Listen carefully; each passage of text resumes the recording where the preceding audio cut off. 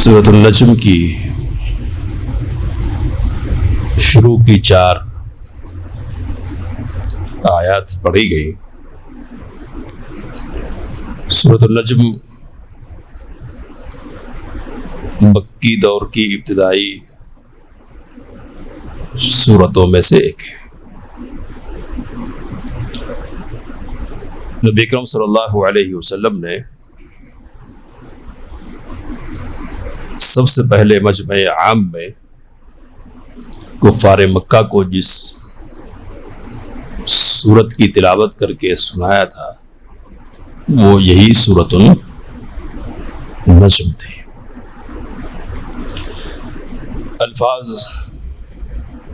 کا جو انداز ہے اور جو اسلوب ہے اور جو ترکیب اپنائی گئی ہے وہ اس قدر مسحور کن ہے کہ نبی اکرم صلی اللہ علیہ وسلم نے جب اس سورہ کی تلاوت کی تو شدت مخالفت کے باوجود، پہلے سے مخالف تھے شدید، لیکن اس کے باوجود سب کے سب سنتے ہی رہ گئے۔ اور جب نبی اکرم صلی اللہ علیہ وسلم نے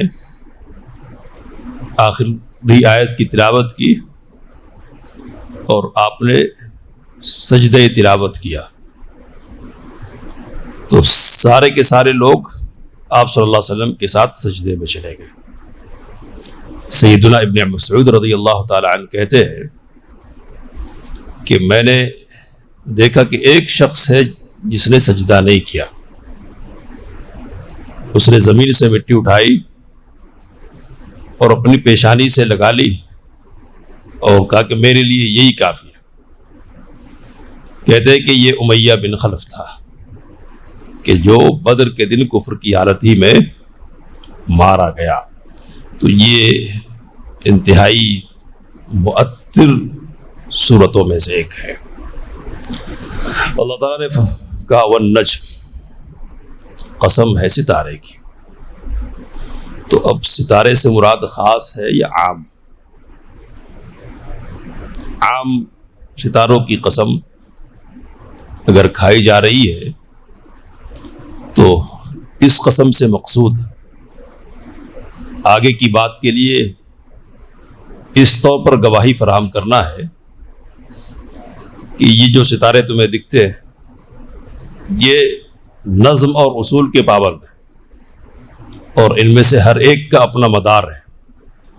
یہ اپنے مدار ہی میں گردش کرتے ہیں، چلتے ہیں، اور جس نظم کے تحت اللہ تعالیٰ نے ان کو لگا دیا ہے اس نظم سے، نظام سے سرے منہ انحراف نہیں کرتے۔ نکلنا اور ڈوبنا سب کچھ اللہ تعالیٰ کے حکم کے تابع ہوتا ہے۔ تو کہا کہ جس طرح یہ ستارے اللہ تعالیٰ کے حکم کے تابع ہیں اور ادھر ادھر نہیں ہوتے دائیں بائیں، اسی طرح محمد صلی اللہ علیہ وسلم بھی دائیں اور بائیں ہونے والے نہیں ہیں، سیدھے راستے پر چلنے والے ہیں، سیدھے راستے۔ تو عام ستارہ مراد ہو اس وقت گواہی کا یہ انداز ہوگا، خاص ستارہ بھی مراد ہو سکتا ہے۔ تو خاص ستارے سے مراد شہاب ثاقب ہے، یعنی وہ خاص ستارہ جسے اللہ تعالیٰ نے شیاطین کو مارنے پر لگا رکھا ہے۔ تو آسمان کی طرف چڑھ کے فرشتوں کی بات سننے کی جو کوشش ان کی طرف سے ہوتی ہے تو اس کوشش میں شہاب ثاقب کا ان پر حملہ ہوتا ہے اور ان کو مار گرایا جاتا ہے۔ تو اتنی سختی، اتنا سخت پہرا، یہ جو بات سننے کے حوالے سے کیا گیا ہے یہ کس لیے؟ تو اتنا سخت انتظام یہ اس بات کی گواہ ہے، اس بات کا گواہ ہے کہ محمد صلی اللہ علیہ وسلم جو بھی بات کہہ رہے ہیں نا وہ بات درست ہی ہوگی، ادھر ادھر کی بات نہیں ہو سکتی ہے۔ کہا ما ضل صاحبکم وما غوا، تمہارا ساتھی نہ بھولا ہے، بھٹک گیا ہے۔ تو بھولے سے اس سے ایسا نہیں ہوا کہ چلنا کسی راستے پر چاہیے تھا اور کسی اور راستے پر چلنے لگ گیا. اور وما غوا، اور جان بوجھ کر بھی اس نے ٹیڑھا راستہ، غلط راستہ نہیں اپنایا، تو نہ غلطی سے سیدھے راستے سے ہٹا اور نہ جان بوجھ کر ہٹا، سیدھے راستے پر ہی ہے وہ. اور صاحب کا لفظ استعمال کیا، صاحب ساتھی، تو ساتھی ایسا ساتھی جو مسلسل ساتھ رہتا ہو اس کو صاحب کہتے. صحبت سے مفسرین کہتے ہیں کہ اس لفظ میں یہ پیغام دینا ہے کہ جس شخص سے تمہارا سابقہ ہے اور جو شخص تمہیں باتیں سنا رہا ہے وہ کوئی اجنبی نہیں ہے، اجنبی کہ جس کو تم پہچانتے نہیں ہو، جس کی زندگی تمہارے سامنے نہیں ہے، اس کی پوری زندگی تمہارے سامنے گزری ہے. فقد لبثت فیکم عمرا من قبلی افلا تعقلون، میں نے تو تمہارے درمیان اس سے پہلے کی ایک اچھی خاصی عمر گزاری ہے، کیا تم عقل نہیں رکھتے، سوچ نہیں سکتے کہ جس شخص نے انسانوں کے حوالے سے، مخلوق کے حوالے سے کبھی غلط لفظ منہ سے نہیں نکالا، کوئی جھوٹی بات نہیں کی، نہیں کہی، وہ اللہ کے حوالے سے جھوٹ کیسے بولنے لگ گیا آج؟ تو یہ تمہارا ساتھی ہے، تمہارے درمیان اٹھنے اور بیٹھنے والا. کیا کبھی تم نے دیکھا ہے کہ اس نے جھوٹ بولا ہو، کبھی امانت میں خیانت کی ہو؟ تم تو اس کو صادق اور امین کہہ کے پکارتے ہو، تو یہ تمہارے ساتھ اس کا معاملہ ہے، تو اپنے خالق کے ساتھ یہ جھوٹ اور خیانت کا معاملہ کیسے کرنے لگ جائے گا؟ صاحبکم، تمہارا ساتھی ہے، تمہارے درمیان جینے والا، پلنے والا، بڑھنے والا، اس کی زندگی پوری کی پوری تمہارے سامنے ہے، اس لیے کہ تمہارے ساتھ رہا ہے وہ، تو تمہارا ساتھی ہے. دیکھ لو اور غور کر لو. آگے اللہ تعالیٰ نے کہا کہ گمراہ کیوں نہیں ہے، تمہارے ساتھی گمراہ کیوں نہیں ہے؟ تو کہا کہ اس لیے کہ وما ينطق عن الهوى، وہ خواہش سے کوئی بات نہیں بولتے. گمراہی جو وجود میں آتی ہے نا، تو اس کی بنیادی وجہ خواہش پرستی ہوتی ہے. آدمی کے نفس میں جو بات آ گئی اور نفس کو جو اچھی لگنے لگ گئی اس کو اپنا لیتا، یا پھر گمان کی بنیاد پر جیتا ہے. تو یا تو خواہش کی بنیاد پر آدمی گمراہ ہوتا ہے، یا اٹکل اور گمان کی بنیاد پر گمراہ ہوتا ہے. اٹکل کی بنیاد پر کہا کہ محمد صلی اللہ علیہ وسلم خواہش سے کوئی بات کہتے ہی نہیں ہے. تو خواہش سے بولنا گویا کہ کیا ہے؟ گمراہی ہے. خواہش کے پیچھے چلنا گمراہی ہے. تو مشرکین، ملحدین، گمراہ جتنے فرقے ہیں اور جماعتیں ہیں، سب کے پیچھے آپ جا کر دیکھیں گے تو خواہش نفس بنیادی سبب ہوگی گمراہ ہونے کی. اللہ تعالیٰ نے قرآن کریم میں کہا ارأیت من اتخذ الہہ ہوا، اے نبی صلی اللہ علیہ وسلم کیا آپ نے غور کیا اس شخص کی حال پر جس نے اپنی خواہش کو اپنا معبود بنا لیا؟ تو خواہش کو معبود بنا لینا کیا ہے؟ تو جو بات اچھی لگے اسی کے پیچھے چلنا ہے. سیدنا ابن عباس رضی اللہ تعالی عنہما نے تفسیر بیان کی اور کہا کہ زمانے جاہلیت میں ایک شخص سفید پتھر کی عبادت کرتا تھا، تو ایک مدت تک عبادت کرتے رہتا، اور پھر جب کوئی اور اس سے خوبصورت پتھر مل جاتا اس کو، تو اس کو پھینک دیتا اور اس خوبصورت پتھر کی پوجا کرنے لگ جاتا. تو یہ پتھر کی پوجا نہیں ہے کہ اس کی پوجا ہے، یہ خواہش کی پوجا ہے. تو جتنے لوگ ہیں نا ہٹے ہوئے، سب کے پیچھے خواہش ہے. خواہش سے گمراہی آتی ہے. ہر اچھی بات جو اچھی لگے وہ اچھی نہیں ہوتی ہے. اور کون سی بات اچھی ہے دین کے حوالے سے، یہ صلاحیت اللہ تعالیٰ نے انسان کی عقل میں رکھی ہی نہیں ہے، نہیں رکھی ہے. تو حفاظت کا ذریعہ، سلامتی کا ذریعہ اور بچنے کا راستہ کون سا ہے؟ تو آگے اللہ تعالیٰ نے اس کی وضاحت کر دی ہے. کہا ان ہوا الا وحی یوحا، وہ وحی ہے جو اتاری جاتی ہے، جو کی جاتی ہے. تو محمد صلی اللہ علیہ وسلم خواہش کے پیچھے چلتے نہیں ہے، وہ تو مکمل طور پر وحی کے تابع ہے. اور جو بات بھی آپ صلی اللہ علیہ وسلم کی زبان مبارک سے نکلتی ہے وہ وحی کی بنیاد پر ہوتی ہے، اس لیے گمراہی کا کوئی سوال نہیں ہے. تو یہاں سوچنے کا ایک اور انداز ہے جس پر انشاءاللہ ہم کل گفتگو کریں گے.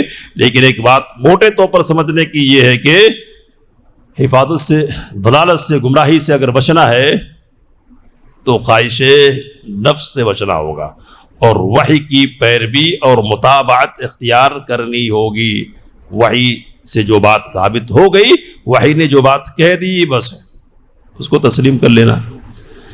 سیدنا علی رضی اللہ تعالی عنہ کا مشہور قول ہے، کہا کہ لو کان الدین بالرائے لکان اسفل الخف اولا بالمسح من اعلاه. اگر دین کی بنیاد رائے پر ہوتی، عقل اور قیاس پر ہوتی، تو موزے کا نچلا جو حصہ ہے نا وہ اس بات کا زیادہ حقدار تھا کہ اس پر مسح کیا جائے اوپر کے مقابلے میں. لیکن تو انہوں نے کہا لیکن میں نے رسول اللہ صلی اللہ علیہ وسلم کو دیکھا کہ آپ نے مسح کیا ہے کہاں؟ اوپر، اعلی، اوپر مسح کیا. تو یہاں کیا بات ہے؟ یہاں یہ کہا جائے گا کہ میں نے سنا، یہاں یہ کہا جائے گا کہ میں نے دیکھا. دین سننے کی بنیاد پر، اور دین کیا ہے؟ دیکھنے کی بنیاد پر ہے. یا تو یہ کہا جائے گا کہ رأیت رسول اللہ صلی اللہ علیہ وسلم یا سمعت رسول اللہ صلی اللہ علیہ وسلم. یہ دو ذریعے ہوں گے، یا تو کرتے ہوئے دیکھا جائے گا یا کہتے ہوئے سنا جائے گا. تو جو وحی کی بنیاد پر اور نبی اکرم صلی اللہ علیہ وسلم کے ذریعے سے ہم تک پہنچے دیکھنے اور سننے کی بنیاد پر وہ دین ہے، وہ وحی ہے. اور وحی ہے تو ہدایت ہے، اور اس سے ہٹ کر جو کچھ ہے میرے خیال سے فلاں کا یہ کہنا ہے، ان کی رائے یہ ہے، نہ. تو خیال سے اور رائے سے نہ، رائے سے نہیں بلکہ رویت سے، دیکھنے کی بنیاد پر. فلاں نے کہا ہے کہ رسول اللہ صلی اللہ علیہ وسلم نے ایسا کہا، تو رائے نہیں بلکہ رویت، دیکھنا چاہیے. تو وحی حفاظت کا ذریعہ ہے. نبی صلی اللہ علیہ وسلم کیا ہے؟ محفوظ ہیں، اس لیے کہ وحی آپ پر اترتی ہے، اور وحی کے بغیر آپ صلی اللہ علیہ وسلم کوئی بات نہیں کہتے. تو یہ بات سمجھنے کی ایک تھی جو کوشش کی گئی سمجھانے کی. اب دوسری بات یہاں یہ ہے کہ کیا نبی اکرم صلی اللہ علیہ وسلم ساری باتیں وحی سے ہی کہتے تھے؟ ساری باتیں، سوال ہے یہ. تو پہلے ایک دو حدیث سن لیں گے، پھر انشاءاللہ اس کا جواب دیں گے. حضرت عبداللہ بن عمرو بن عاص رضی اللہ تعالی عنہ نبی اکرم صلی اللہ علیہ وسلم کی ساری حدیثیں لکھ لیا کرتے تھے، ساری حدیثیں. تو لوگوں نے کہا کہ تمہارا یہ کیا معاملہ ہے کہ جو بات بھی نبی اکرم صلی اللہ علیہ وسلم کے منہ سے نکلتی یہ لکھ لیتے ہو؟ آپ غصے کی حالت میں بھی ہوتے ہیں اور خوشی کی حالت میں بھی ہوتے ہیں. کہنے کا مطلب کیا کہ غصے کی حالت میں کچھ ادھر ادھر کی بات بھی نکل جائے گی. تو عبداللہ بن عمرو بن عاص رضی اللہ تعالی عنہ نے لکھنا چھوڑ دیا کچھ دنوں کے. لیکن پھر نبی اکرم صلی اللہ علیہ وسلم سے ملاقات کی اور کہا کہ ایسا کہا لوگوں نے، میں نے چھوڑ دیا. تو کہا کہ اکتب، لکھا کرو.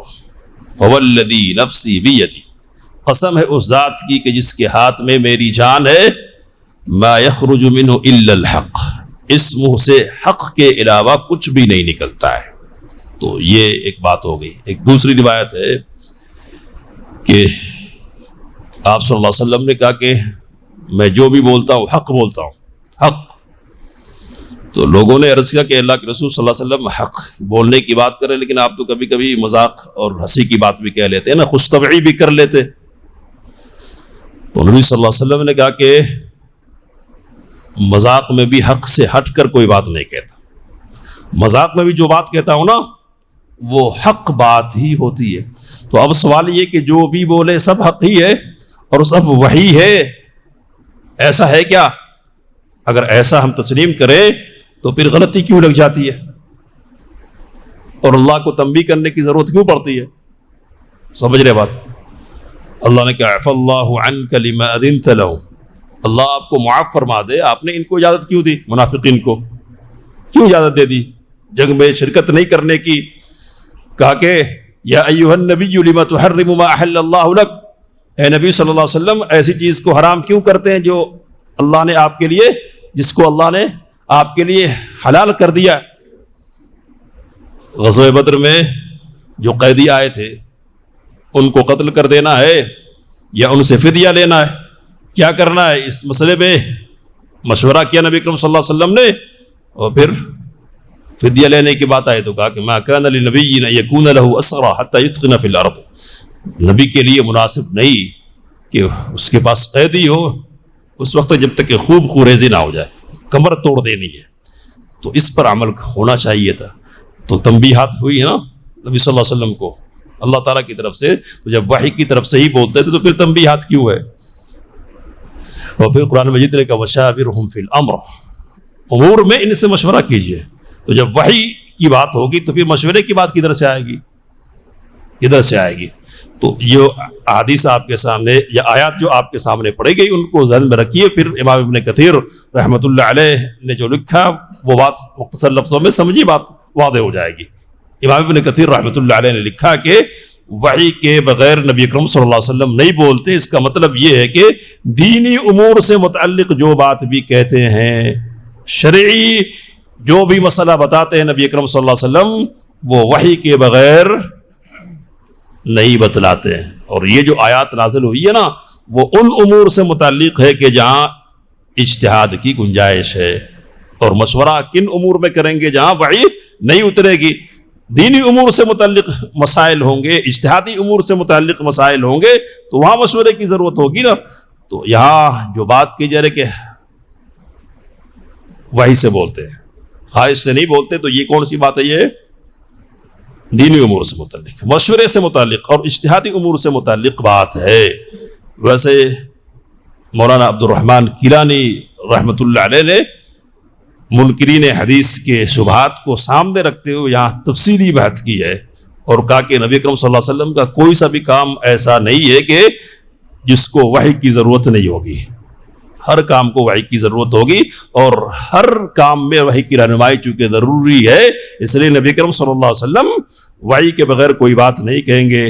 اگر کبھی اجتہادی طور پر کوئی غلطی ہوگی تو پھر وحی آئے گی اور اس کی اصلاح ہو جائے گی، جیسا کہ آیات ہمارے سامنے آئی ہے۔ تو کل انشاءاللہ ان کی پوری بات آپ کے سامنے رکھنے کی کوشش کی جائے گی۔ اللہ سے دعا کی باتوں کو سمجھ لینے سے کام لینے کی توفیق مرحمت فرمائے۔ آمین وآخر دعوانا الحمدللہ رب العالمین۔